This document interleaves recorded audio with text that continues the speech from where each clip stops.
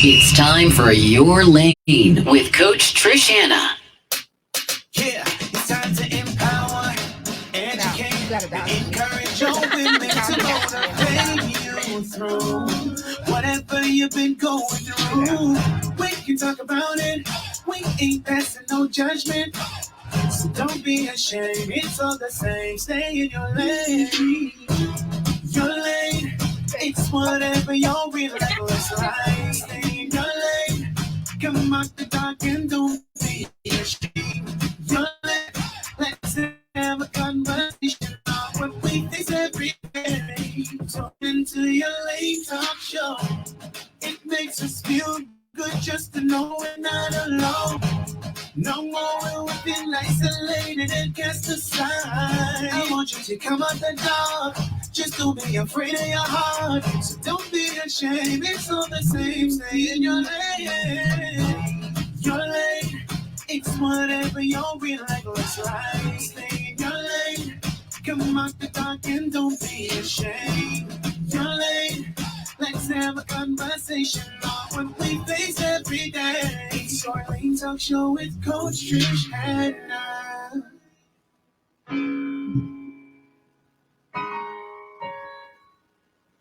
Hello, hello, hello, and welcome everyone to Your Lane Talk Show with the best coach in the world. That's what, Coach Trish Hanna. Welcome. Listen, let me tell you, I am hyped because the energy is real in here. Finally, for the year, we have somebody next to me because the entire year, the show has had persons who were just virtual. But guess what? I have a little bit of both today. I have someone next to me who could bounce with me and all her energy coming off on me and I right there jamming. And then we have someone who's virtually and then she jamming better than me. Mm-hmm. I can't have a dancing like this and then I just doing this. This can't work. All right. Your Lane Talk Show, for those who are listening to us for the first time, is to educate, encourage, and empower women of all ages. Last week we hosted relationship coaches Rudy and Wilma Graham. Listen, I tell you, it was hot. The nuggets were just so impactful, so powerful. And guess what? Normally when I'm in studio and I'm listening in and I am speaking with my guests, I don't really get the full throttle of it and the information that they provide until I listen to it. So I listened to the rebroadcast and I was like, oh my gosh, this is so powerful. What they're saying is so powerful, so impactful. And so thank you once again, coaches Rudy and Wilma, for being a part of How to Flourish in Your Marriage, episode 39. Now, for those who want to check it out, just go to the YouTube. It's on my YouTube page. Just look up Trish Hanna. That's episode 39, How to Flourish in Your Marriage. I mean, it was just phenomenal. You got to tune in. You got to listen. You got to watch. For those of you who know me, now, y'all know I go hard on marriages, right? I bring in the professionals. I bring in persons who have experienced matters that they go through as women, as we go through, because I'm a part of y'all, as we go through as women in our relationships. Those who are aspiring to be married, those who are engaged, and for those who've been divorced and separated. We try to bring in as many persons as possible so that we can let you know that, hey, you're not the only one going through this.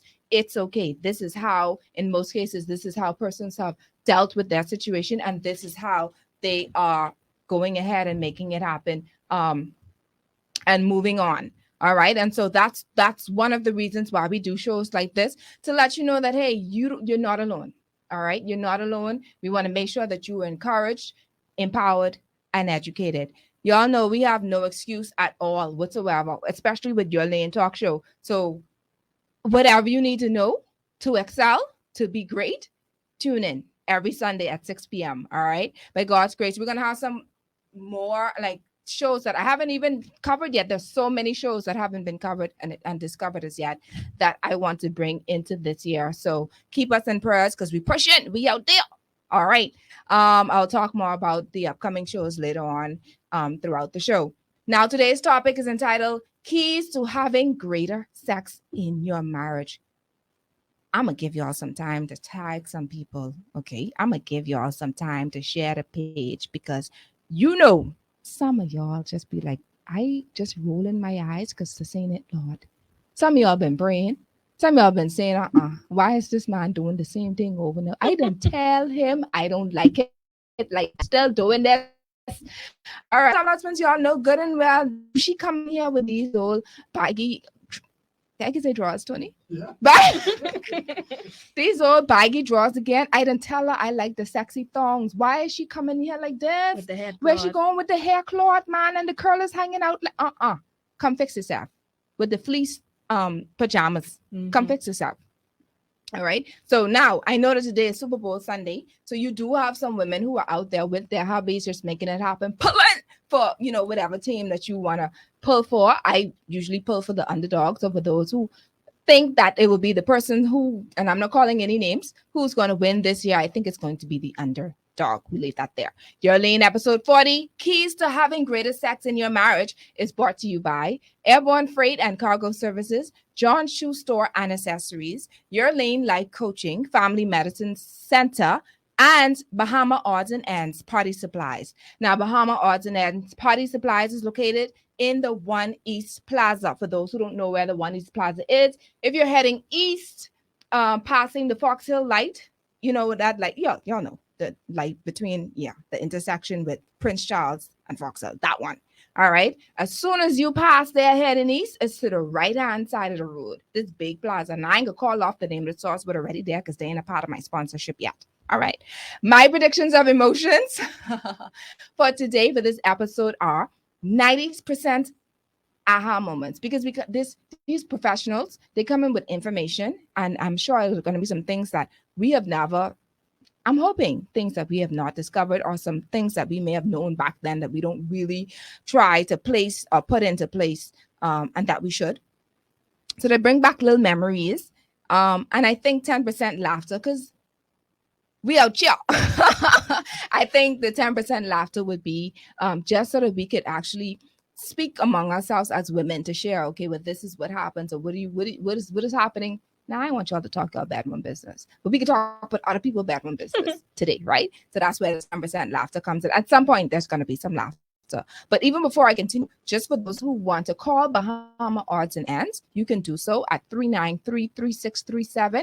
Call there just to make sure they have your blue balloons, please. All right. Make sure the blue balloons in stock. Make sure those are the little things that you need for your party are in stock. 393-3637, or stop on by. You could look some things. When you're walking in a store and you'll be like, oh, I didn't really know I really needed this, but I need this, whatever. Go to them. They're open from 10 a.m. to 6 p.m. Monday to Fridays, and 10 a.m. 7 p.m. on Saturdays. If you want to view these beautiful professional ladies, you can go right on to Your Lane Life Coaching's page or Star 106 FM's page on Facebook. So you get to see who these ladies are, not just hear them. One married and one soon to be married, almost halfway there. Halfway. Good enough. That means they take in. All right. So you only come in there to just see who they are, and then you're moving on. Okay. And you're taking notes. Good. All right. So my first guest, Rodericka Collie, has attained her bachelor's in psychology from the University of the Bahamas, and her master's in counseling psychology from the University of the West Indies. She is also pursuing her PhD in clinical sexology from Modern Sex Therapy Institutes, right? She first developed her love of psychology because of her interest in understanding why we think, feel, and behave the way we do. She believes that without understanding our why, we can never truly accomplish our goals and change unhealthy behavior. She is passionate about promoting an environment of compassion, patience, creativity, education, honesty, growth, acceptance. Girl, you got and self-expression. And that she's also the CEO of New Leaf Therapy. Welcome, Rodericka. Our next guest is Tammy Lacroix. Tammy is a sexual health and wellness educator. She earned certification from the Center for Sexual Health Promotion, School of Public Health of Bloomington, Indiana University. Tammy is an intimacy and relationship coach and the CEO of Sexually Saved LLC. Sexually Saved is an organization to help individuals of the Christian faith to understand God and sexuality. She promotes this through her podcasts, workshops, books, and speaking engagements. Tammy is happily married and a mother of 3 children. Hey, Now y'all got to give me that same energy y'all had from the beginning of the show when my introduction was playing. How y'all doing? We're good. Good. Hey. I'm good. Good. I'm good. I'm Now- ready. I'm ready. Before we start, I'm just curious, Rodericka, what inspired you to pursue a doctorate degree in sexology? I actually made a post about that on Twitter earlier this week. Wow. It started off with high school Yeah. about males not understanding how the female genitals work, Oh. or what it look like, how it's supposed to look like, how it ends up looking the way that it looks. And I was just in my young age saying, this is so ignorant. And just having to teach people like that's not how that works. This is what actually happens. This is what you actually need to do. This is what things actually look like. And so from there, it just ended up being conversations about sex and conversations about understanding yourself, your body, your needs, intimacy, desires. And it just grew from there. It also was triggered from church as well, and having a lot of conversations with women in church who, for most of us, we were taught you have sex, you're gonna go to hell or whatever, and you're gonna die, and that's it. There was no other information on what sex is, what it feels like, besides don't do it, you're gonna die or get STDs and die. But either way, Or you get pregnant. And then your whole life falls apart. Right. Can't live no more. And so just that sparked my why. Why do we think this when there are so many other things that are included or excluded? So it started with wanting information. Wow, I love it. And what about you, Tammy? I mean, you are a intimacy and relationship coach. What inspired you to get into that field? Listen, this has been a journey to this. You know, I'm thinking because she was talking about high school. I remember when I was in high school. I'm talking about like ninth grade. I was always the go-to person for sex. I know nothing about it. You know, I knew nothing, right? But I had an interest in it, and people were always asking me questions about sex. I remember this one time. This is pre-save Tammy now. Let me go down. Pre-save Tammy.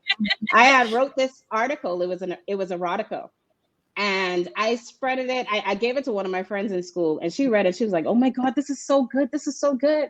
And what she did was she passed it to someone, and then they passed it to someone, and then they just started spreading it. And somebody made copies. They made over 100 copies, and they spreaded it around school because everybody thought it was so good. And so, I mean, I always had this interest in sex, but I didn't have like a healthy relationship with it. Like it was always like, how do you say it? Rodericka, right? Rodericka, yes. Rodericka, sorry. It was like she said, like when you go to church, they don't really tell you anything. They don't really teach you anything. You have this negative association with it. But I wanted to be able to teach it positively, right? Because we know that sex came from God. So I wanted people to be able to understand that no, sex is a good thing. And when I got married, I got into it even more. And so it became, you know, like, how do I, you know, translate this in a way that even I am healthy with experience, right? So I wanted to basically, you know, teach and tell people and teach people, that you can have a healthy relationship with sex in marriage, even outside of marriage, and you're understanding and getting knowledge about it. I love that. And I think I made a wise decision to have y'all on today because y'all are experts, man. I ready to learn. With my pen and paper, let me go. Let's go. Because the first is how do you do great sex? Before we get into how do you experience greater sex? What is great sex? Who wants to tackle that first? I mean, I just have it as a sentence. Go ahead. Sex is whatever is pleasurable for you. Whatever's pleasurable for you. What about you, Tammy? I mean, I have a little bit more in depth because you know, I'm an intimacy and relationship coach. So, you know, I sometimes get a little bit deep because I focus more on the intimacy part, right? And, you know, for me, when I think about great sex, there's so many different layers to it. You can't really sum it all into just one thing because there's a foundation for everything. And because I focus on biblical sexuality, I always think about it, you know, Matthew 7, where it talks about if you build your house on a solid foundation, then it's able to withstand the test of times. And so, like, if we were to apply that to our sexual lives, it's basically, well, how do you lay the foundational ground for your sexual life so that it's able to withstand the test of times? And you do that by having a better understanding of why we have sex in the first place. Like, we out here, right? We having all the sex in the world. And a lot of times we just do it because it's something that we feel is pleasurable, right? It's something that we do, it makes us feel good. And so we want to have it. But it's so much more than just pleasure. It's so much more than just, going after this one thing. And I always like to answer that question with, Genesis 1:26, where it says, let us make man in our own image. And sometimes, when we think about that, it's like, well, what does that even have to do with sex, right? But it has everything to do with it, because this is where the inception of sex actually begins. It's thinking about, where God says, let us make man in our own image. It's first of all, he's referring to us. Who is us referring to? He's referring to us as the Father, the Son, and the Holy Spirit. And when he says that, let us make man in our own image, he's referring to the Trinity. And so how does that translate practically? How could we possibly be in the image of God as one, right? And so what he does is he creates man in human form. And so out of man, he creates a woman, and they are joined together as a reflection of God and one in unity, right? And that reflection, it paints this picture of something that cannot be understood about God. And who is God? Who is he in that moment? He's a God of intimacy, just thinking about the way that he created us, right? It's the when you're thinking about just him blowing into the nostrils of Adam and breathing life into him, right? That's a God of intimacy. The way that he created Eve was an intimate act, allowing them to commune together. He created community. He's a God of unity, a God of oneness, a God of a covenant, a God of one. And what I like about, that whole concept is that, he was creating the ability for us to become one in human form, right? He was allowing our joint behavior the ability to do something that he does that can represent who he was on this earth, which is having the ability to create, which is having the ability for us to be joined together, which is having the ability to be a reflection of him. And so when you think about the foundation and the fact that we are laying down our lives and sacrificing and all these different things, it makes you look at sex differently, because it tells you that there are many keys that we can apply to have great sex life. And it begins with intimacy. It begins with understanding covenant. It begins with understanding the oneness of God. So it's kind of like a loaded question, right? I was a little long-winded. I'm sorry. No, because it's okay, because what you did was, as you've stated, you laid your foundation, which is good. So from what I'm gathering for what you're saying is, in order to have great sex, you need to first know first of all, where it started from, who originated, where was it originated from, who created it, and then what the purpose of it is. Because if you want to go deep, let's go deep now. Because what is the purpose of it? Is it only for pleasure, which is fine in her definition, or is it more for intimacy? Because there's a difference. Is it truly for the intimate moments, or is it only just for pleasure? But I believe both are correct. All right, no professional, but I am very much experienced big woman who knows what great sex looks like. All right, so from both aspects, good, because that is the long and short of it. And then she went deep. Because I was just going to say, so essentially, understanding, there's the deepness. Understanding who God is, right, and understanding the fact that sex is a union between you and your partner, that should give you pleasure. Absolutely. And understanding that what you are doing is bringing glory and honor to God, that should give you pleasure. And even if you understanding that the procreation part of it, of using this to bring forth life, that should also give you pleasure. I love that as well. I love that. So y'all define what great sex is. That's your definition, which is fine. All right, now based on today's topic, do you think that it is possible for a couple to experience greater sex? What does greater sex look like for someone who's saying, "Oh, my sex life is fine. I'm healthy. I mean, my sex life is very healthy." From 1 to 10, I would give it a 9.5. That 0.5. How do we get it to 0.5? I think it's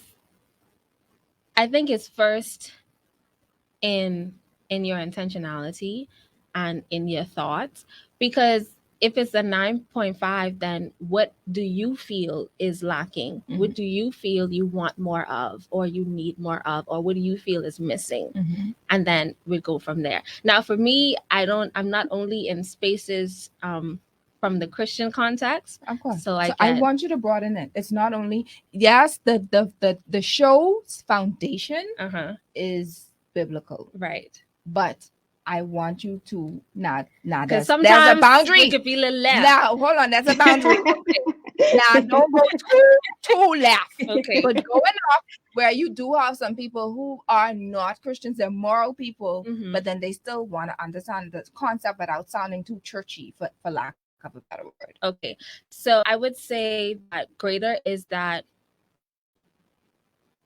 the above and beyond, that connects you more, that is more intentional. Or I would actually go so far as to say that 5% is what you do before you get to the bedroom or wherever. Let's open it up. Your space is. What do you do before you get to that space?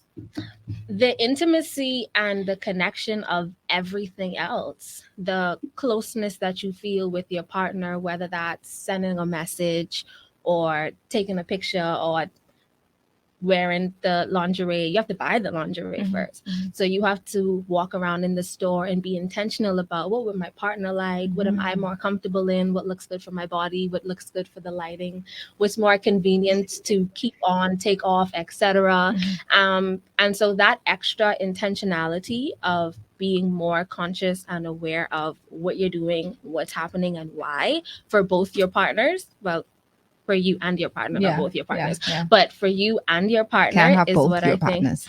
I mean, sometimes in the Bible, that's really joking. Go ahead. So I would say the intentionality of the extra, paying more attention to it. Because for some people, they say they have 9.5, but we don't really think that much about the sex that we're having. Right. We have sex and we know that it feels good, or we know why we're having it, and we know that our partner likes it. We do what our partner likes, but we don't really pay much attention to the details and the intentionality around it.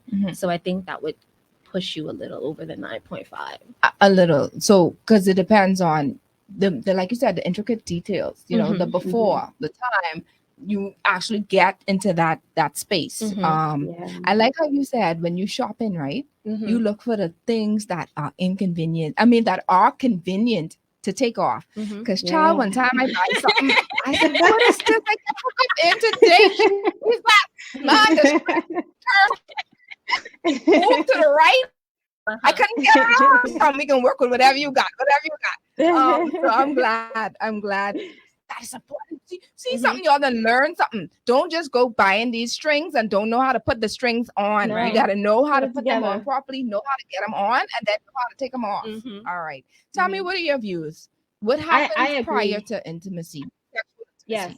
Well, I completely agree with her. And I also believe that it's a matter of having a better sense of your own self, right? Tapping into the sensuality of you, right? It's being able to tap into all five of your senses. That's the ability to see, taste, touch, smell, all of the senses that we have, and being in tune with who you are, even before you get to bed, right? It's when you think about when you start your day, first of all, the number one sex organ that we have is our brain, right? So it's being intentional about the things that you're doing from the time you hit the shower, even before that, because sex doesn't begin in the bedroom. It begins where?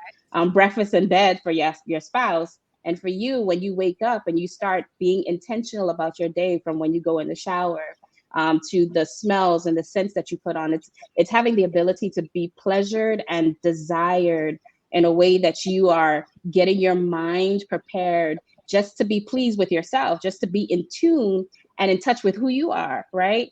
Because everything that you do throughout the day is going to trickle into the bedroom. And I think a lot of times, as women, we sometimes, and I'm gonna say in the Christian faith mostly, we depend on the men to make sure that we are pleasured, right? But it's our own responsibility to make sure that we can get what it is that we need. We have a responsibility to make sure that we can increase by, doing the things that's necessary for us. It's not on them. It's mostly about us being in tune with ourselves. I love that. And then you realize that the female or the woman starts to get upset. Whether let's be real, you got people out there who get married who haven't sex. Come on, we could talk about it. That's fine. I mean, being that you're good. So there are some times when women, and I say women, they get mad, they get upset because their husband ain't turning them on enough. What were you doing prior to all this? Right. Okay. How were you positioning your mind? How are you mentally focused on what it is that that this is what he wants to do? It's going to take some work up here and this noggin up here first before everything else starts to trickle. Right. So let's go there. Based on your studies and of course experience, where do you think people make the mistake when it comes to sexual intimacy? Oh, there's a lot. Go ahead. Well, first of all, I was going to say there's a lot because we just think about sexual intimacy when there are so many different forms of intimacy. And the thing about intimacy is that we could lack intimacy in one area and that'll throw other areas off. For example, there is emotional intimacy, there's intellectual intimacy, there is physical intimacy, financial intimacy. There are about 7 or plus or more levels of intimacy. And I want to give you an example. When I was coming into this business, I had a connection between me and God. I was like having this conversation and God was like, no, I want you to be able to, inform women on how to enhance their sexual lives and bring them back to me when it comes to it. Right. So, obviously when I get this vision or when I get this dream from God, it's downloaded and I go to my husband and I'm telling him, hey, I want to get into the sex business. You know what I'm saying? Like his reaction was, okay, just go ahead and do it. But now what comes next? There's a financial responsibility to do that. Right. And so not just that, it's a community responsibility because I have to actually go out and cater to other people. So when you're thinking in terms of that, like think about if I had went to my spouse and he had told me no, that would have damaged me, right? And not even just that, it's coming up with ideas to be creative, to do more things outside of what it was that I wanted to do to bring this dream alive. Like he has to be intentional about, wanting to hear my goals, wanting to hear what steps are next. He has to take a genuine interest in what it is that I'm doing. And if he's not, then how does that translate to me? It's going to make me not want to appreciate him. Like I'm going to go look for different forms of intimacy somewhere else. Right. And so like these are the different levels of intimacy that we don't tend to think about. And when you have the ability to communicate with your spouse about your needs and whatnot, like think about that. That's an emotional intimacy because you're sharing your heart, and how he receives that is going to determine how you move next. Right. And then you're sharing your ideas, and these are your trusted ideas because these are the things that you want to do. And so how is he going to receive that? There has to be a mutual equitable exchange for him to be able to want to appreciate what you're doing so that you're able to share. And when you're able to share, first of all, intimacy is, having the ability to be seen, be heard, be valued, and be understood. You want all of these different things. You want your spouse to understand you. You want them to see you. You want them to hear you. You want them to value you. And the intimacy is born when you are available to be emotionally vulnerable, first of all. And when they meet that with your emotional security, then that's how intimacy is born. And so they have to be able to give you the security that you need so that you can be vulnerable. And that's what it's really all about. So thinking about all these different levels of intimacy, they all play a role in your sexual life, basically. I said all that to say that. Man, y'all too deep, man. It's just it's deep in a good way. Deep in a good way. Now, let me ask this question again. The question is, based on your study, where do you think people make the mistake when it comes to sexual intimacy? I think one of the mistakes that people make is treat sex as transactional. And whether that be you give me money or for people that are married. You pay the bills, then you can have some sex, is what they say. You pay the bills, then sex is included. If you clean up stuff around the house, then sex is included. And if you don't pay the bills, then I'm upset and I don't feel like having sex with you right now. That took the beauty out of the sex, and you made it about chores and work from what the other person does. And so there's that part as well.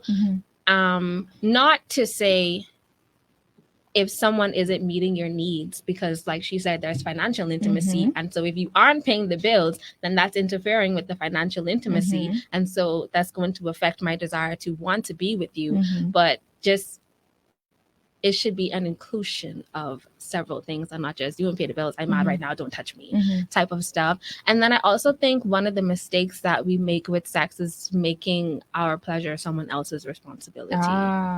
And I think Tammy said that. Right. Yeah. She started on that too. And especially in the Christian context. So I have a lot of conversations with Christian women. And the first thing I say is that your pleasure comes from you. And so you have to know how to pleasure yourself. No, I can't do that. And it doesn't have to be. Man, y'all should see Tony laughing. I said, let me give you a minute. Let's give Tony a minute. Tony burst out laughing just now. I never seen Tony laugh like that before. Go ahead. And so it doesn't have to be. Can I say masturbation? Yes, go ahead. Sorry. It doesn't have to be. I know what kind of show this is. That's the use all the vocabulary that you possibly It doesn't have to be masturbation, because I can understand if you don't want to pleasure yourself in that way. But then I say you have to be intentional about your pleasure in terms of when you go to the shower, are you paying attention to how the water feels on your body? Are you... Well, that's deep.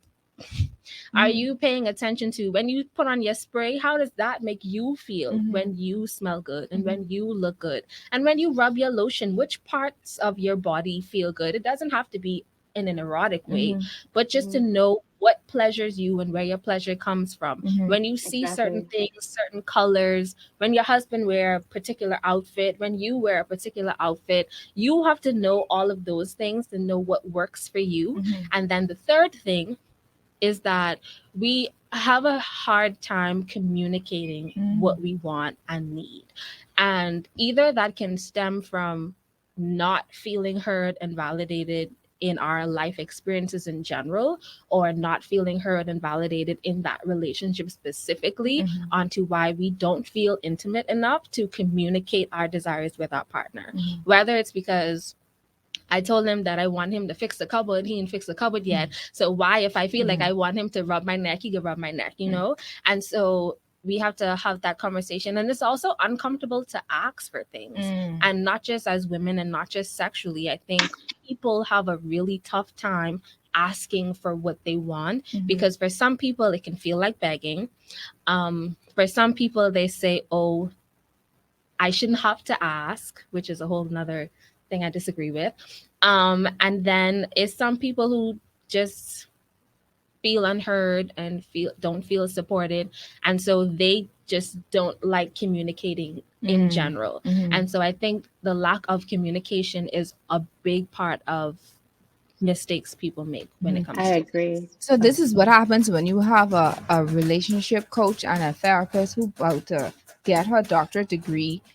They start using these logical type thinking terms that have your head, brain, and thing hurting. But it's a good thing, because you need to know these things. You need to know where the basics are. I love how she said, like even when you take in a shower, because that stood out to me, that resonated with me. And you take a shower and you want to have that feeling, that experience. I love how she said, like when you put on your lotion, something. Come on now, women. We know when we go to the hairdresser and we get our hair done, or we go get our nails done, we automatically feel sexy. We automatically feel like we've arrived, especially when we get a new outfit and we put it on and we look at ourselves like, ow! You know? So we're gonna take a break. Right after this break, we're gonna ask some really tough questions. Right after this.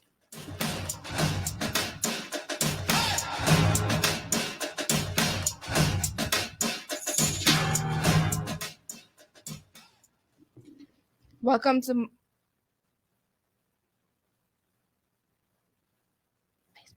You're listening to Your Lane with Coach Trish Hanna.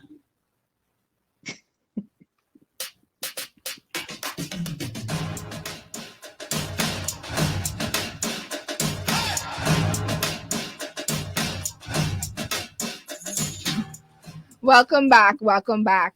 So if you are tuning in for the first time, if you might be having a little commercial on Super Bowl side and you just come in to hear what we're talking about, or you're on your way heading to a football party, a Super Bowl party, and you're tuning in, we have with us relationship and intimacy coach Tammy Lacroix. Alongside of me is therapist and psychologist, yes, Rodericka Collie. Yes. I get it right? Yes. Hey, I didn't have to go look for my notes. All right. It's that kind of brain. All right. And they have been just giving us information. And like I said, this is what happens when you have these professional people on here. They come in deep. And I like the deep because the reason why we need to get deep is because too much to the surface things were causing us to get in trouble. So we can't get the greater sex that we're asking for or claiming for because we don't know what the foundation is and we don't understand what the whole purpose of sex is. Let's go there. I have to go there because I believe foundation is important. And Tammy started her foundation and saying like, hey, well, this sex originated from Adam and Eve time, from the time God created, because God himself was intimate with Adam and Eve. And it comes from there. So let's move on from there. Tammy, we ready out of Genesis, unless you want to stay there, but I won't get out of Genesis because I won't go into, the part if you want to go there, but how we as women should give ourselves to our husbands and our husbands should give ourselves to our wives, however you want to go. I can't tell you what to do. Go ahead. Yeah, because it's really about us laying our lives down, right? It's this is the thing. When we're thinking in terms of us giving ourselves to our spouses and our spouses giving ourselves to us, we're doing it as we would unto Christ. And he's already established that in Genesis. And so it's kind of like he created the door. He allowed our bodies to be able to, be the reflection of him. And so that carries on throughout the entire Bible, right? And so we give our spouses in a way that's pleasing to our spouse. It's a selfless act, right? It's not their responsibility to give, to be, it's not our spouse's job to make us pleased, but it's our responsibility to give ourselves as a sacrifice. It's our responsibility to submit to them as we would unto Christ, right? It's our responsibility to give ourselves in a way where we can appreciate that level of intimacy with God, because sex is a spiritual act. And when we think about it like that, it's just having the ability to do that because this is something that God desires. He's given us this gift that we're able to celebrate. And so we are able to do this when we are joined together in submission to one another. And that's a beautiful thing. It's not something that's forced. It's something that's desired. It's something that gives us both pleasure. It's something that teaches us more about the levels of intimacy that we can have with God. One of my favorite quotes is by a theologian, John Piper. He says that the ultimate reason why we are sexual is to make God more deeply known. And we do this with those intimate acts, right? It's the many levels that we can have with him. I love that. So let's pick a scenario here, Rodericka. You see a female, a wife, that may have issues with, let's say, for instance, coming to what's the proper word I should use, because I don't want to use the street word. Use the street word. Reaching a climax. Let's go there. All right. And her reason may be because he's not, whatever reason she has a hard time reaching that climax. What advice would you give her to get to that point? Because sometimes it may not be the husband, but let's see what your advice is. Well, my first advice would be, not advice, my first question would be, why are you so focused on an orgasm or climax, whichever word you want to use? Why are you so focused on an orgasm? Because sex itself is an experience and a journey, and an orgasm is just something that happens at the end. And so if you are already focused on how it's going to end, then we know why you're not having an orgasm, because that means you aren't present. Right. And so the first thing would to be present and to get out of your head, one. And two, orgasms come from you. And so they don't come from your partner, like she's already been saying.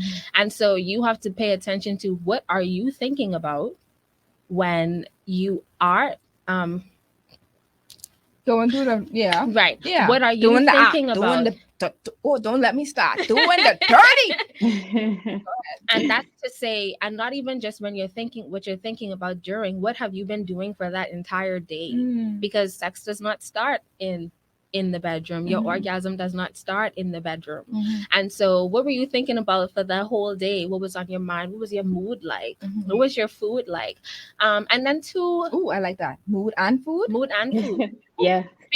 Because let's go. Sex is exercise essentially, and an orgasm is your body what's the word, when muscles contracting and relaxing, etc. So you can't get there if your body is malnourished. And so if you're tired and fatigued and dehydrated, of course you're not going to orgasm. Your body can't expend that much energy. It has to preserve your energy for your life. And so there's that. And sometimes a lot of women, the medication that we take for health concerns, your age plays a part in it, where you are in menopause plays a part in it. And sometimes we put a lot of pressure on ourselves because we haven't orgasmed, when there can be actual health concerns that are limiting your ability to orgasm. And so sometimes it's just your body. Listen, that's awesome right there, because I'm about to touch on that later on when I do my talk to the audience moment. Your body, man. You can't expect to be 16, 17, 22 when you know the body of a 22, 25-year-old when you're 45 and then trying to figure out what's going on. We'll be talking about that later. Tammy, let's talk about times when you have young children, 2 under 2, 5 under 3.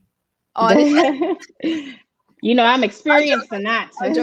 So what happens when you have little children and they take up most of your energy and you're exhausted and your husband wants to be sexually intimate with you? What advice can you give women in situations like that? This one is difficult because you have to become creative in the way that you do things, because our bodies are going through things. We're going through stress, post stress, all kind of different things, right? And so you have to find times that you are able to find times for yourself so that you can be able to pour into your spouse. You can't use the children as an excuse all the time. You know what I'm saying? But there is time that you should have. There is times when you should have grace from your spouse as well. Time that you need to be able to find yourselves, to be able to get back to balance as well, because there's also a period where you might be in balance. You just might not feel like it.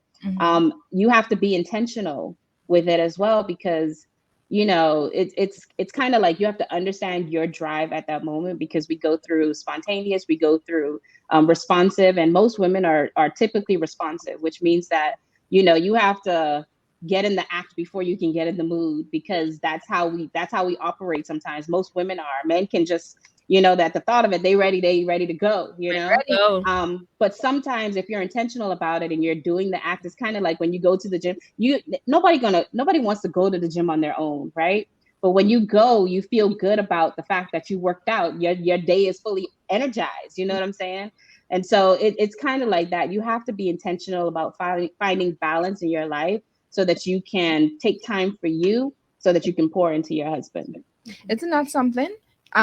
I used to have that feeling too. And sometimes, let me stop lying, but I used to. Sometimes I have this feeling like, man, I really ain't on this run today.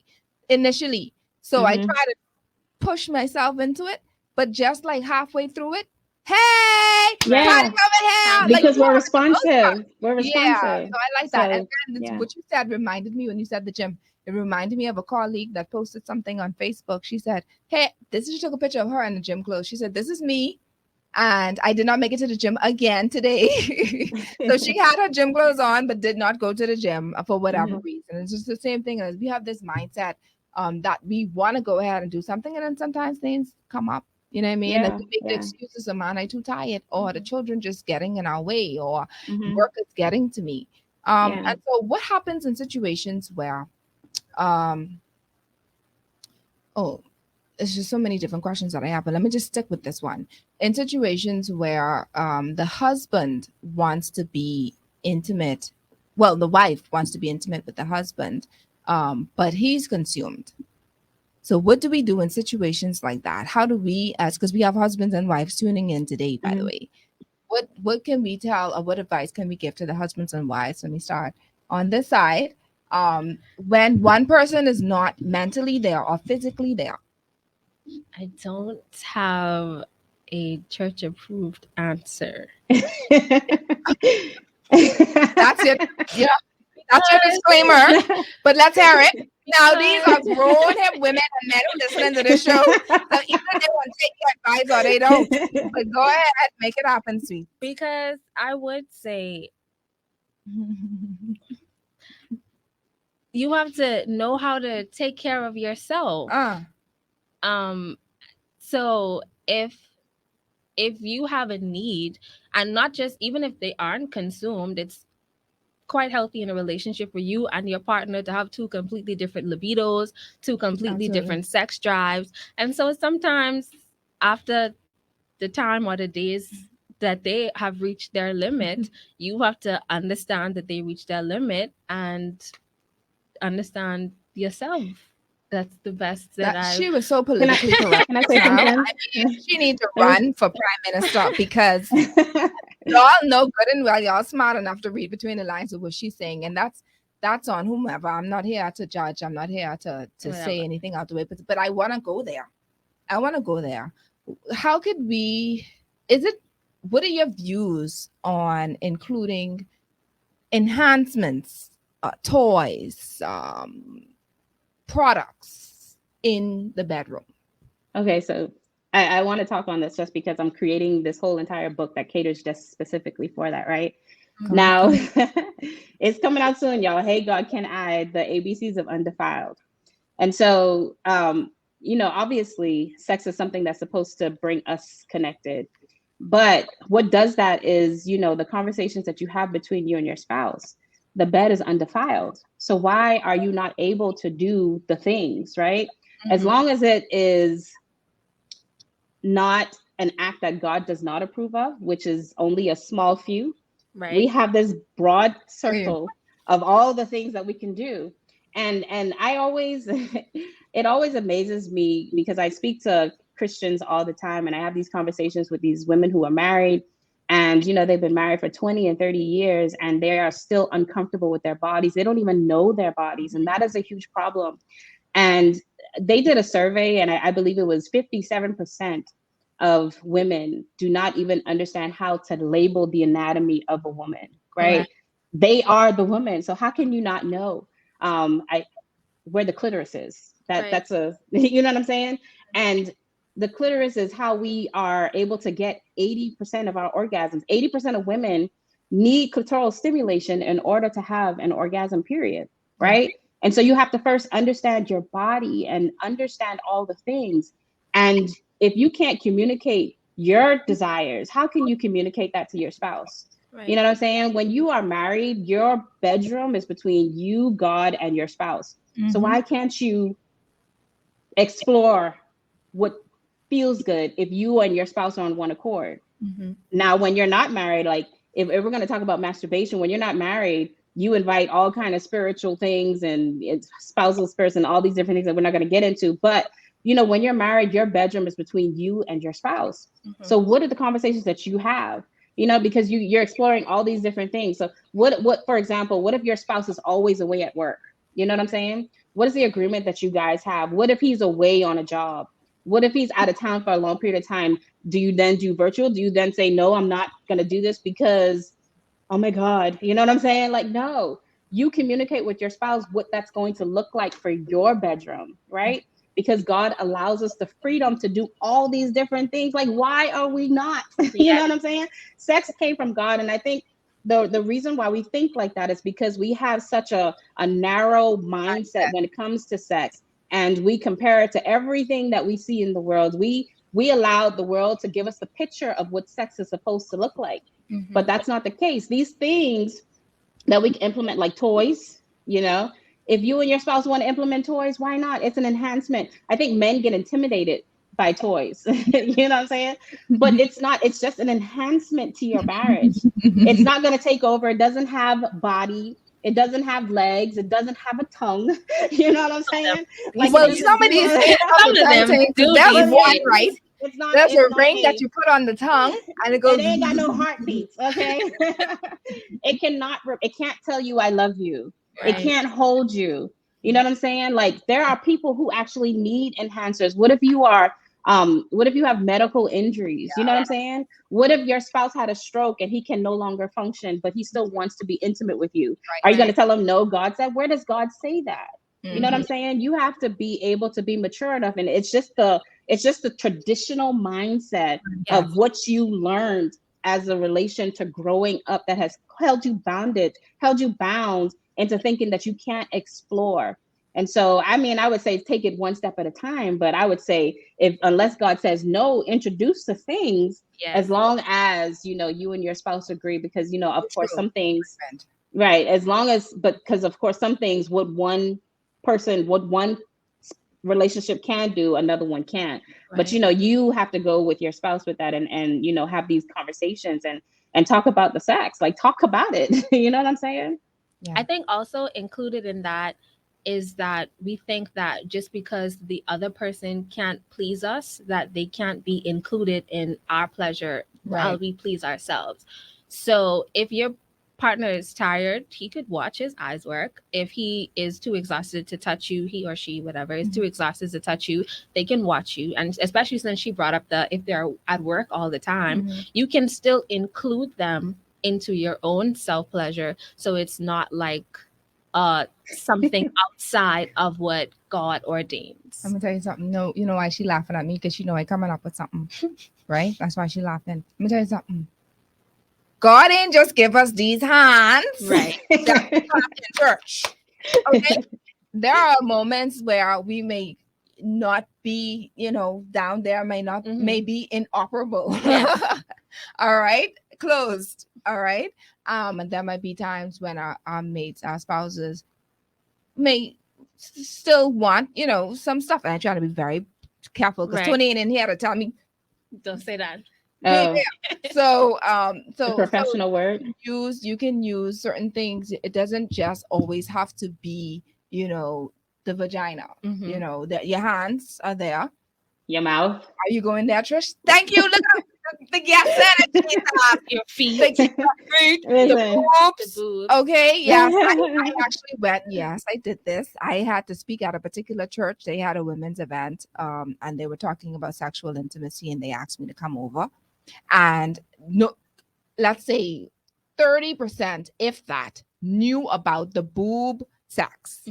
Okay. Now, if you're watching, that's good. No, Sean. Y'all go pick a subject like this, a topic like this, and expect me not to get down and dirty. Now, if y'all want to know what I want to show y'all invite me to y'all church event, and I'll try to show y'all one or two little things. But let me tell you something. The boob works. Okay, the boob works. All right. My guest said the mouth works as well. Listen, say, you know. That's what the Bible says too. Then there's scriptures for that. No, I've seen it. Songs. Exactly. I've seen but it. There's a lot of saints who just won't go there because they be like, but no, you know. Guess what? Especially women. What I was going to say is onto the first topic of women not wanting to have sex. A lot of it is that women don't see themselves as sexual beings. Okay. Come on. And so they think, the men want sex all the time. Hormonally, your body wants sex when you're on ovulation. A predatory type of hormone sometimes when you're in ovulation, especially during your period, before your period, after your period, your hormone levels are skyrocketing. So the reason why you feel like you want sex less is strictly mental and not biological. We don't have the testosterone that men have, sure, but we do have our own hormones that send us over the roof.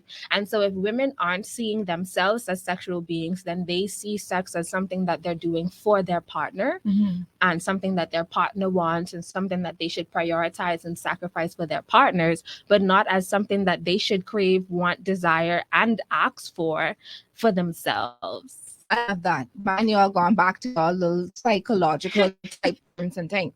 Now, listen, let's talk about the church mother, sorry, and the ones who grew up with, being modest and, child, we don't do that, right? The guy, first of all, the first thing I want to say, this isn't even my moment to speak, but I want to say you have to, before you get married, you have to speak about sex and what your expectations are, all right? Before you say I do. And in fact, that's a show for next week. But you have to speak about sex because most men, believe it or not, these men come and they marry these women and they don't know that during their time in the intimate moment, the woman only just want to lay on her back and that's it. She ain't doing no other move. She ain't going no other position. She ain't on nothing else because that back is the only thing that matters. Or the only thing she was taught from her mother to do, and she ain't doing nothing else. Let's go there. Y'all want to go there? We can. Yeah. Let's talk about sex positions. The first part. What I don't need Erica to be calling star. The positions. Who you talking for? Let me have a Christian person first. Tony, come back. Tony, reach. I need you to say. I need that. All right, go. Who's going first? Let me let her go first. Go ahead. And like I was saying, we just have this idea because, especially if you were in church, that sex is all the way bad until it is one day good. You know what I'm saying? And so it's not that, missionary is the only thing that they can do. It's the only thing that they're comfortable to do because they weren't taught that they're allowed to explore more. I remember when I got married and putting my business out here in the streets, I struggled. I struggled because I had this mindset that, oh my God, you're this Christian girl. You know what I'm saying? You're only supposed to do these certain things. And to be able to come out of that shell, I had to break out because I was like I had to snap out and be like, no, this is what God desires. He desires for us to explore. So why not try a little backhand shots? You know what I'm saying? Why not try a little, backhand and cowgirling it up and you know what I'm saying? Like, why not try these different things? Because this is allowing us to be able to explore each other, right? This is the most intimate act that you could ever have with someone, right? And in order for your relationship to grow, that requires your sexual life to grow also. And so if you don't want it, because sex can get boring. If you're gonna be married, you're gonna be married for years. Yep. So why are you not exploring? Like, you're gonna get tired of doing the same thing all the time. Yeah. You have to be able to introduce things to your bed to get outside of your comfort zone. And I'm not saying, just go in there and just swing off the chandeliers right away, but I'm saying take your time and allow yourself the ability to grow slowly and explore different things. That's her. Hear ye. So what I would start off with is because, especially for Christians and people of different faiths as well, is that we don't have a reference of positions, the hundreds of them that you can do because you can't watch porn. And although porn is a terrible predictor of what sex is actually like, just to get that off the table, porn is also a format for you to learn different positions. Where will you know different positions from? Especially if it's not a situation where your partner was more experienced than you, because they should also be waiting. But we don't have a reference of where you can get that from. Right. And so you don't even know what you don't know, because you don't know what to look for. You don't know what's lacking. And so sometimes that's a deficit as well, is not having platforms of where to learn. Exposure. Yeah. And so it's like there's a lot of women now that they have a lot of classes, mostly in the States that I've seen, where they have sex classes that teach women different positions. And so that's the age that we're a part of now, so that you can have that exposure to different things. But I think people just don't know that they can. And then also people are not in shape. And so we don't prioritize our physical health. And so for a lot of people, they can't do it. They can't do anything else because their knees, their back, their elbow, their breathing, they can't 5 minutes, and that's all that my heart can handle right now. So if you don't prioritize your physical health, then you can't try different positions because your body can't take it. Much. And so you have to exercise, you have to eat healthy, you have to prioritize those parts of your body if you want to have greater sex. I like how you tied all of that. If you want to have greater sex. And so you have to have conversations with people as well about things. I say do your research. I point people in the direction of porn, but to do your research on figuring out different positions, especially the positions that work for you, in terms of people have disabilities, people have slip discs, and so they can't do all sorts of things. And so to research on what you can handle. And then I would also say, like Tammy said, take things in small strides. So instead of just going full swing from the chandeliers, you know, you could try a leg, a toe, a hand, you know what I mean? A toe, Jesus. Look at Tony laughing. Tony, you ever tried a toe? I just asked it. Tony said no. Just in a different direction, a different place. Instead of your foot pointing this way, point it that way, and see how that works for you, is comfortable for you, and then you advance from there. And a lot of it, I think, to be honest with you, is people don't have fun when they have sex. And so your body naturally, if you are tapped into your body, is going to have you all over the place. How do people have fun? Let's help those people who don't have fun. Let's help those people who yawn in the middle of their sex right after this break. So we're going to go to break, and then we're going to find out how not to yawn while you're having sex. Hey.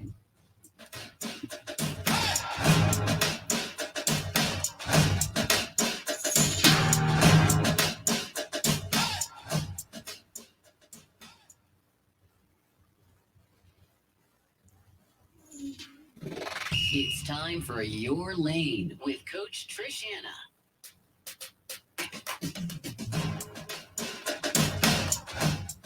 Welcome back. So before the break, man, these conversations were so juicy. Like I was calling Tony 100 times because Tony, I don't want Urka calling. Then they try to tell me something. But I'm sure that he's enjoying this show just as much as I am. Listen, if you ain't, anyway, at some point you're gonna hear the show after the football, after the show. It's recorded anyway, so you can watch it from Facebook, or you could, and I'm gonna download it afterwards on Coach Trish Hanna YouTube, because you're missing out. And if you have a friend who have a friend, send it to them because they need these things.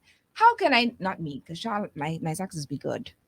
For people who is yawn, those who are saying, oh, I want more, I just need something and I don't know what to do, I don't want to resort to porn. And I'm afraid to ask somebody, a professional. I'm afraid to ask because I don't want them to think that I don't know. Let me ask Coach Tammy to answer that question.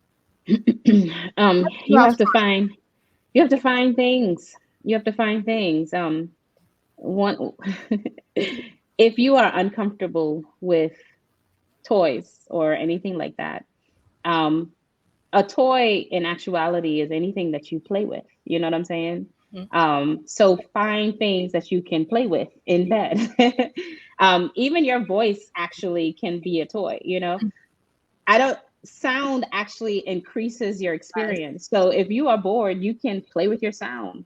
You can use your voice to speak, you know? You can talk sexy to your spouse. You know what I'm saying? You have to get into the act of sex. Like you have sex is a performance, right? Yeah. And so you have to do what's going to make you pleasurable. And so you can implement games. You know, there's card games. I sell those, by the way. There are games. There are handcuffs, you know. There are tickle and whips. You know what I'm saying? Tickle and whips. Yes. Right, you know, there are different things that you can do. You have to be able to explore and implement and try things. You know what I'm saying? Like you have to get out of your shell so that it's not boring. Can we use food? Yes. Let's talk about that. So what I was going to add to that is sex isn't apart from things that bring you pleasure. Mm-hmm. Things that bring you pleasure. Because I like Hershey's chocolate. I like Right. whipped cream. Right. I like Yes. syrup. I like strawberries. Come, this is not about me today, right? No. Come on. So I'll introduce the kink conversation. Mm. Sometimes people are having boring sex because vanilla sex is not what they're interested in. Mm. So there are different types of people that have different types of kinks. And so food could be a kink. Toys could be a kink. Some people like furs. Some people like, there's the whole BDSM spew that you can get into as well. And so maybe the type of sex that you're having is just not the type of sex that you like. So Y'all need to hide this camera because I laughing too much. Okay, so let's go there. Let's talk about. We didn't do the sex positions. Right. We didn't talk about, you could use the toys, whatever. Whatever works. Make sure that, of course, it's a mutual agreement. Mm-hmm. We spoke about briefly about the foods that you can use, Mm-hmm. and then let's talk about the places that you can put them without getting shut down. Because I didn't get the eye. We know we're not going to get too detailed as far as the genitals because we know that. But let's talk about other parts of the body because there's so much other parts of the body that you could use. So to start, your skin is your sex organ, your entire skin. And so whatever there is that goes in around by skin is enough to use. Just as a disclaimer, you should make sure it's healthy for your body Of course. first. Yeah. And so whatever, anything and everything. I have something important to say real quick with that. Yes, lubricant is so important. Very. It is so important. That is what's going to make sex more enjoyable because it's taking away the friction. And I don't know, a lot of times people don't like lubricant, but you can't outdo lubricant. It's going to be important for your vaginal walls. Can I say that? Yeah. But lubricant. No, but then, okay, let's talk about it because when we were younger, lubricants was not a big deal, at least for me. Lubricant was not a big deal for me because, of course, how our bodies are and how we operate, man. We good, we ocean good. But as you get older, that's when we are good. Okay, and as you get older, you realize, according to our bodies as women, things decrease, and then I'm not saying that you can't use it before. So for those who have ocean experiences, even if what Tammy is saying is experiences, you can still use. That's what I'm saying. Tammy, and the reason why is because we don't think about the male body part. I don't if I can say the P is a sponge, and it absorbs your moisture. You know what I'm saying? So you don't want to be there and start feeling friction in the middle of the act. You know what I'm saying? So you want to make sure that you are properly lubricated so that you can still feel like you don't have those pains associated with it. And the thing about lubricant is, over time we can get like these small little vaginal tears, and then those small little vaginal tears can eventually turn into little vaginal scars, and it'll cause, like, it does a little bit of damage, not a lot, but a little bit. So you always want to be mindful of that as well. And so why not use a barrier to protect you from that? Because that's a part of sexual health, and it's always, sometimes women just need lubricant and they're like, I don't enjoy this, but then they apply lubricant and they're like, oh my God, I didn't realize that it did this much, so that can actually enhance the experience. And getting outside of your room. Outside of the bed, go outside. Say that again. Go in the car, go in the parking lot or something. Listen, now I got plenty bush. Hold on. Now be mindful of when she's talking that we won't hear her, because when I listen to the thing, so when she's talking, Tammy, just do, and then when she stops, and then you can go ahead. Yeah, it's just so we don't.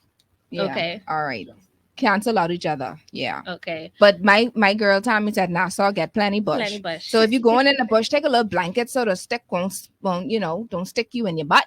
But like she said, go out. And let me just put a disclaimer here. When you're going outside, you just make sure the neighbor cameras are not facing towards your backyard. Right. Yeah. Because you don't want to be famous in that way. You can just wear a ski mask. Just That's where I see And be mindful that more places that there are so many places that have cameras. So just be mindful of that, okay? And if you're in your car, make sure it's heavily tinted, all right? Because we don't want nobody taking a picture of you or recording you doing something. So just little one or two little disclaimers. But I love that. The fact that everything does not have to be in your bedroom. No. Explore. Even if you don't want to get outside of your home, you have a kitchen, you have Shower, a closet, bathroom. you have a hallway, you have the bathroom, you have balconies, you have your own yard, you know, and so you could get outside of the bed in general, and that can help add and heighten the experience that you're having. Use music too. And music. You pay for that house. You ain't paying mortgage, you're paying rent. So you might as well utilize it, eh? Go. That's what my husband is telling me. Go, come, let's go. Go there. We ain't never been here. Let's go there. What? How I get under there? So go ahead. Oh, I was also going to say sometimes it's having conversations and trying out different things before you get to are you seen? Is sex scene before you get to the scene itself. And that's to say, you don't talk to me too much about what to do while I'm trying to do it, because then you could distract me, discourage me, whatever. Although communicating and talking it through is fine, but sometimes it can be a distraction. So I like to call them trial runs. So where you say, oh, this is a new thing that I want to try, test it out just a little bit before you start spending the next hour. You know, so test it out, see how that works for you, just a little bit, whatever, just to see if it works before you add it to the whole movie. The whole movie. So guess what? As we're wrapping up, not yet. Listen, I'm so happy. I'm happy we got all kind of time. Tony say not yet.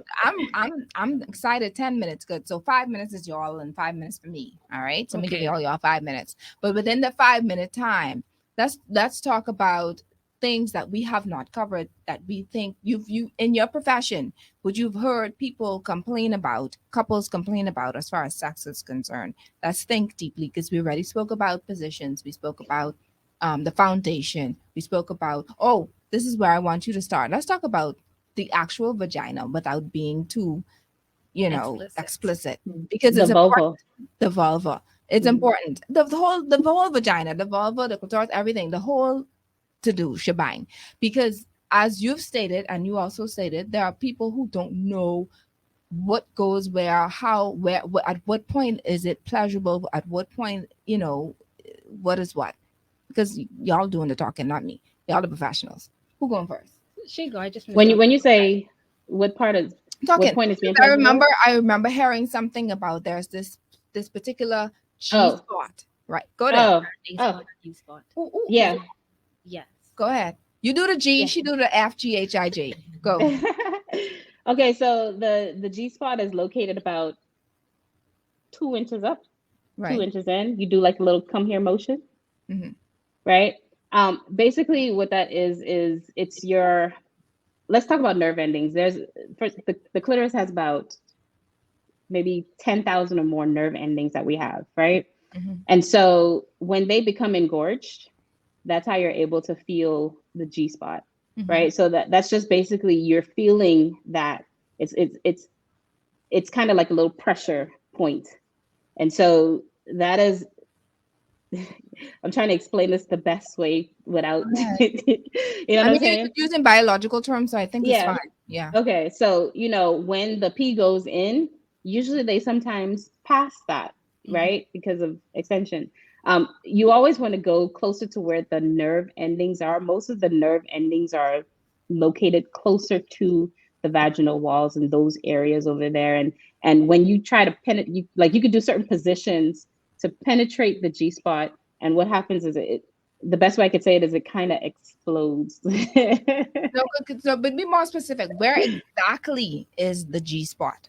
So when you go in the vaginal walls, if you were to put your fingers in 2 inches and about 2 inches up and 2 inches towards the belly button. So it's like right underneath the belly button.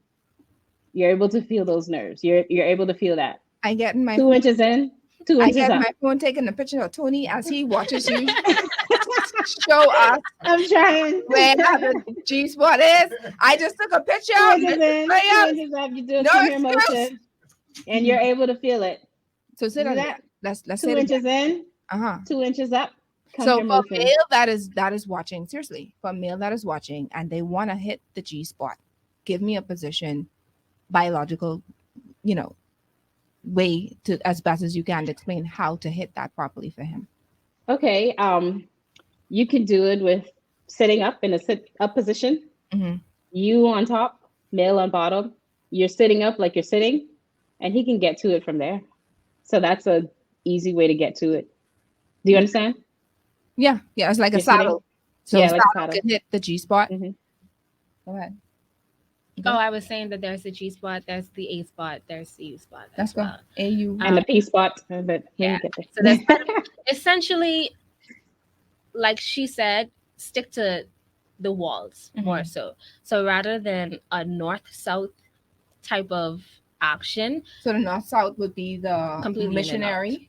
No, What? it doesn't matter how you are. You can curve your body in any way. Right. So that's what I'm trying to get you to say. So there's a curve motion. Right. So what are other, so she said other than the saddle. Sitting. Right. You can do that with any position because it's how you move your own body for the male and the female. Mm-hmm. So if you tilt your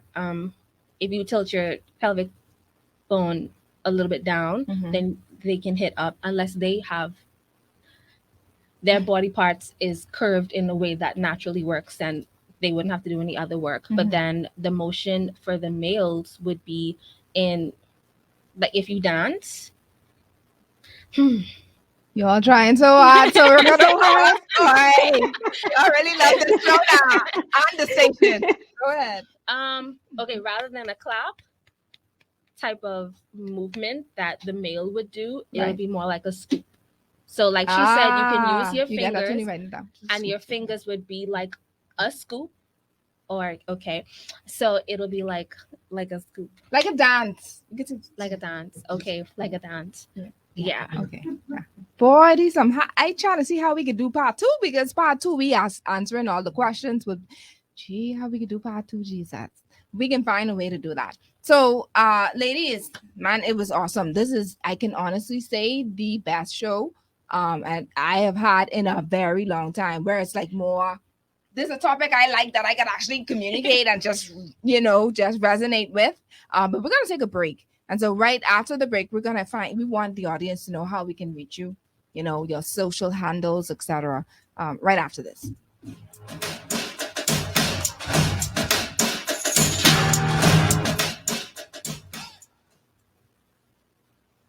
Facebook. You're listening to Your Lane with Coach Trish Hanna.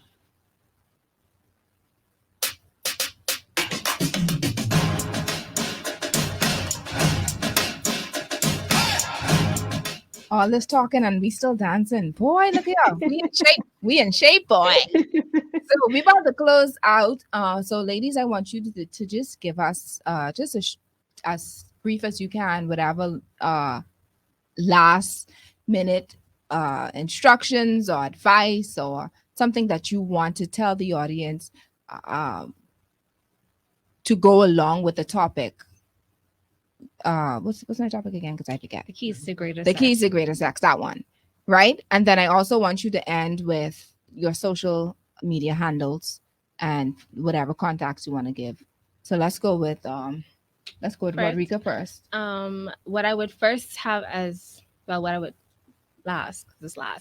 I would leave as the takeaway is to understand that God wants you to have sex. God wants you to feel pleasure.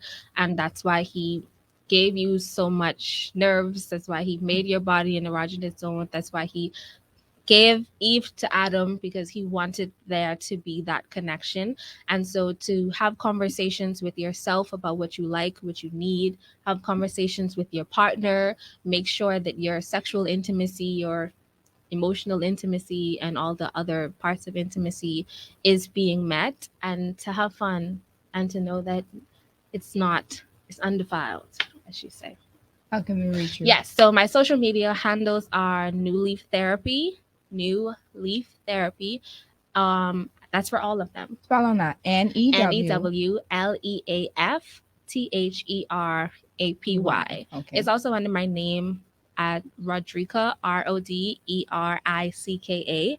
Last name Collie, COLLIE, and that is Facebook, Instagram, TikTok, and I'm also on Twitter. Love it. Well, you have no excuse. You have no excuse for her because she got everything. She on everything. All right. Let's go, Tammy. Coach Tammy. Okay, so I just want to say, just be in touch with who you are as an individual, because when you understand you understand how you can show up in all areas of your life, right? And that comes with intentionality. That it comes with, if you are single, exploring your sensual side. And it doesn't always have to be sexual. We've talked about it earlier on the show. It's basically exploring who you are as an individual and understanding that, because there will be a time when you do go into marriage and you have to be healthy around the idea that you are a sexual being, right? And when you do get married, be healthy and be comfortable with exploring, because that is one of God's desires. He wants you to learn more about each other. There is something deep and something passionate and something that we get when we are connecting with our spouse in that specific way. We are always going to want to learn and grow and know each other. There's a never-ending cycle to it. So just be free and be vulnerable, because that's something that's required. So that's what I want to say to all of that. If you want to reach me, you can contact me. My social media handles is at Sexually Saved. I do have a free book on my website, www.sexuallysaved.com. It is the recipes for great sex. It's a cookbook. You can download that so that you can stay in tune with updates and things like that. As I mentioned earlier in the show, I do have a book that I'm working on that's coming out. So if you want to know when that's going to be released, feel free to go to my website, www.sexuallysaved.com. That way I can add you to my email database so that when Hey God, Can I, the ABCs of Undefiled comes out, you're able to explore that, right? So that's me right there. I love it. Listen, for those who are tuning in, if you're not at the football game, or if you're not at the party, if you're just chilling out at home, just nothing else to do, that's fine. You're just tuning in, that's fine. I want to do a giveaway, and we're going to give away one of Tammy's books, right? What are we giving away? One of your products. Yeah, we can give away a product. So, one of those things, and I hope I'm allowed to show this on it. I have the. Let me see first. I give this away. So listen, this is a remote control. This is a remote control, okay?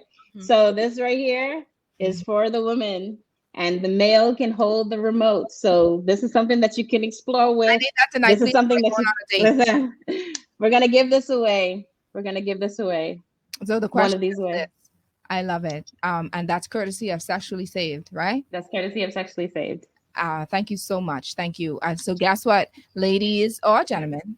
If you text the number 1-242-376-8689 and let us know what is the largest sex organ on the body. What is the largest sex organ on our body? The first person to text it will receive this toy that comes with a remote. Now this right here, this is 24 gold plated. Hold on, let me help you all a little bit, okay?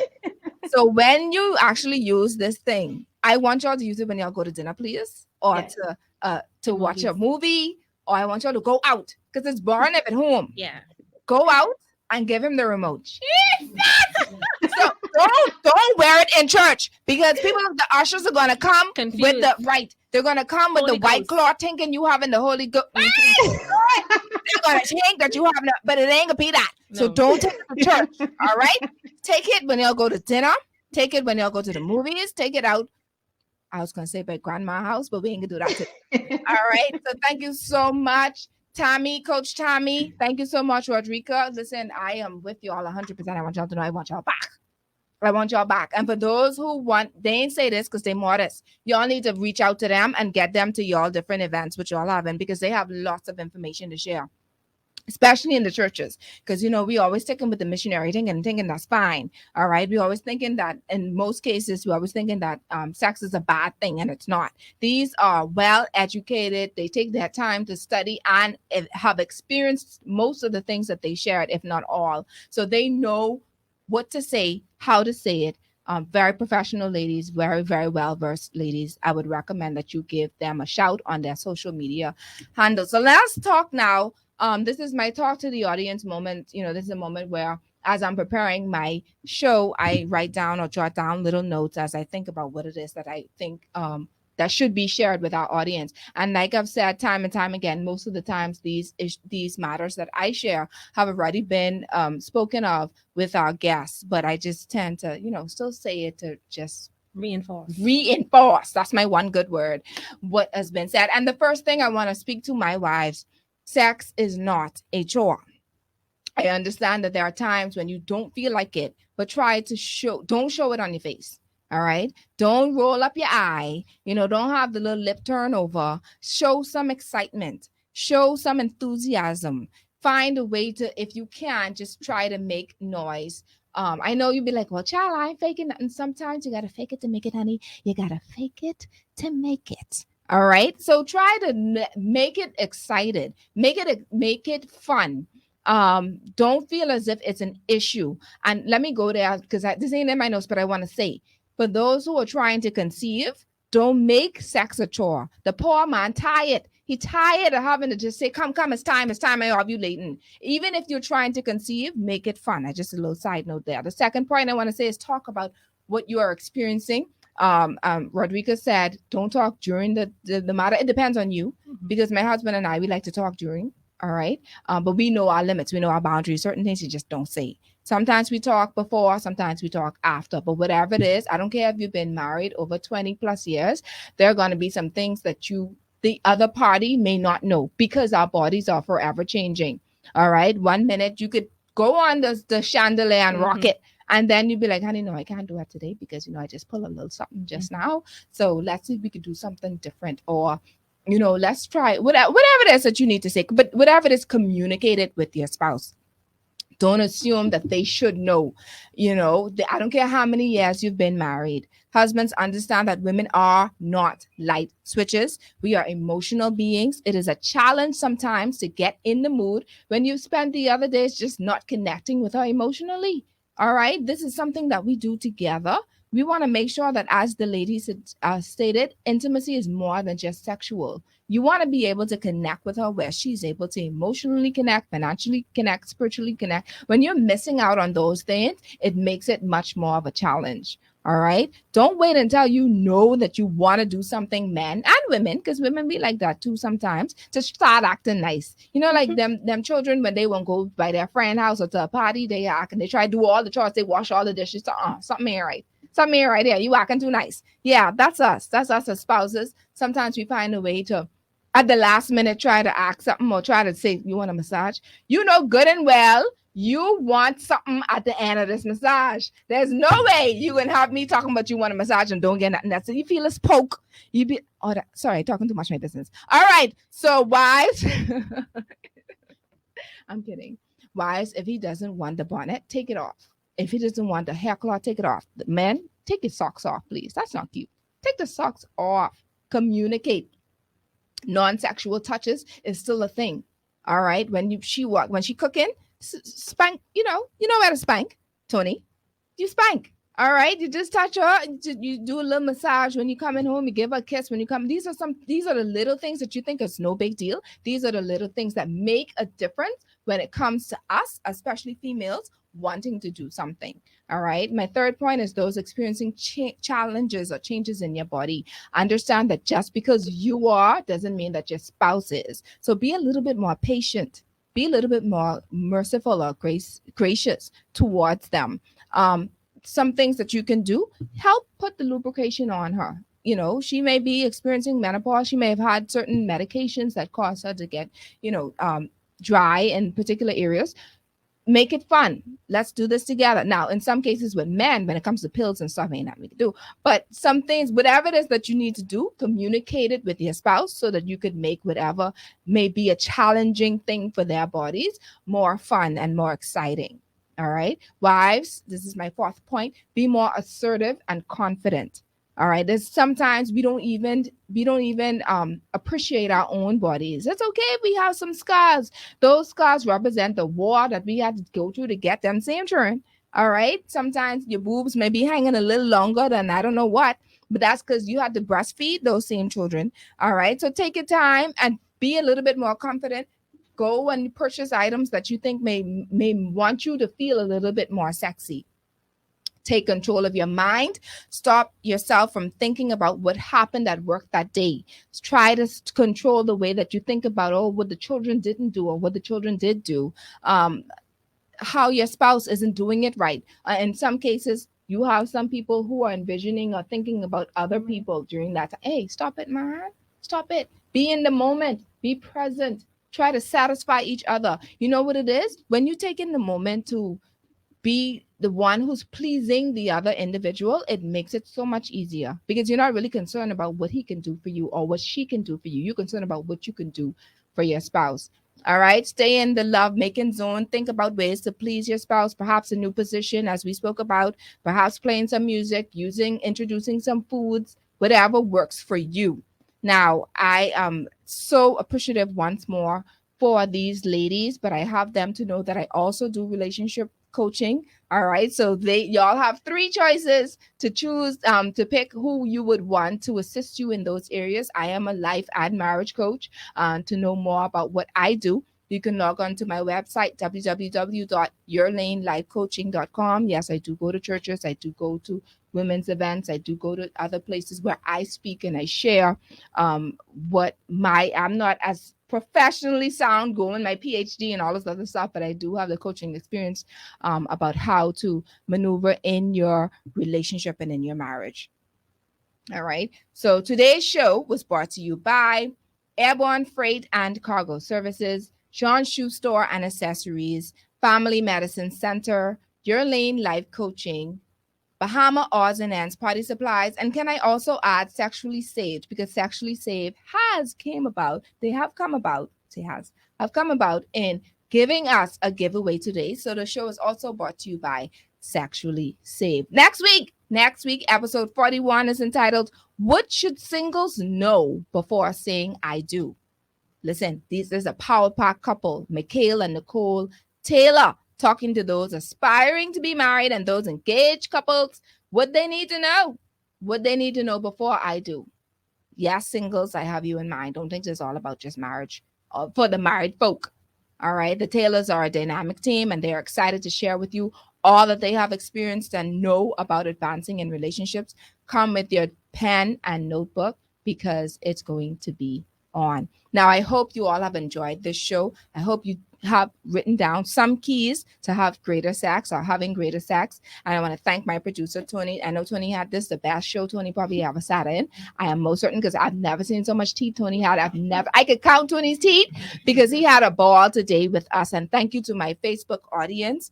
I'm sorry we didn't have a chance to interact as much as we could have today, but I promise you next week it's going to be better. To our continued listening audience and our first-time listeners, thank you so much for tuning into Your Lane Talk Show with Coach Trish Hanna. You can once again follow my page, Your Lane Life Coaching, on Facebook if you want to know any of the updates and to watch any of the rebroadcasts.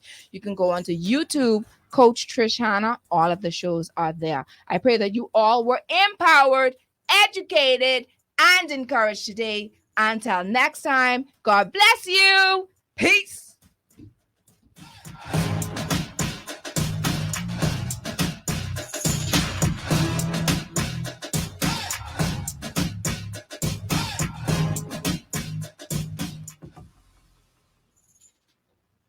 Yay! Praise the Lord.